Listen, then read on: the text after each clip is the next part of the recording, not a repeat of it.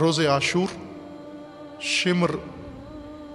جب عبیداللہ کی طرف سے حکم نامہ لے کر آیا کہ اگر عمر سعد جنگ نہیں کرتا تو شمر جنگ کرے، ساتھ ہی شمر نے عبیداللہ سے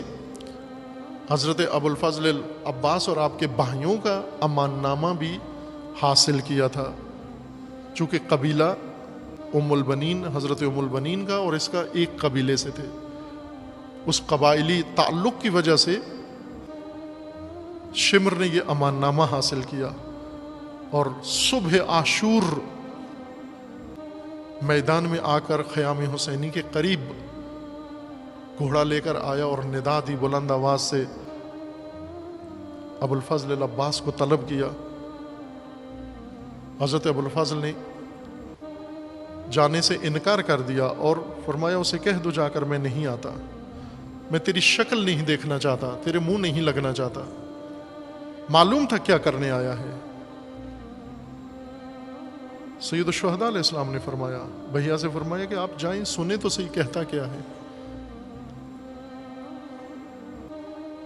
چونکہ حکم امام ہے لہذا چلے گئے، فرمان امام ہے کہ جو تو صحیح چلے گئے، دوسری بات نہیں کی، جا کر سنا، فرمایا بتاؤ کیا کہتے ہو۔ اس نے یہی اظہار کیا کہ میں آپ کے لیے امان نامہ لایا ہوں حق قرابت داری کا پاس کرتے ہوئے۔ حضرت ابو الفضل نے لعنت بھیجی اس کے اوپر اور فرمایا فوراً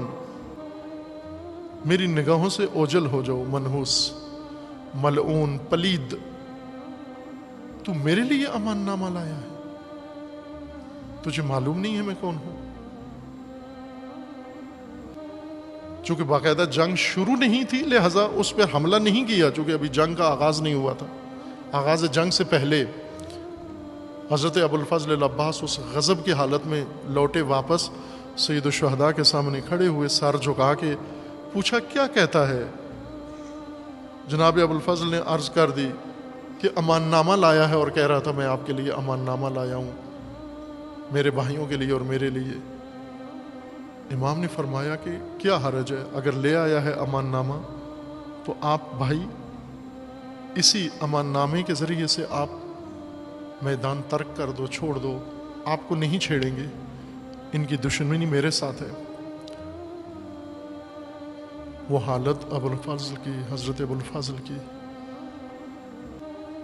وہ صرف ایک غیرتی، ایک باوفا جان سکتا ہے۔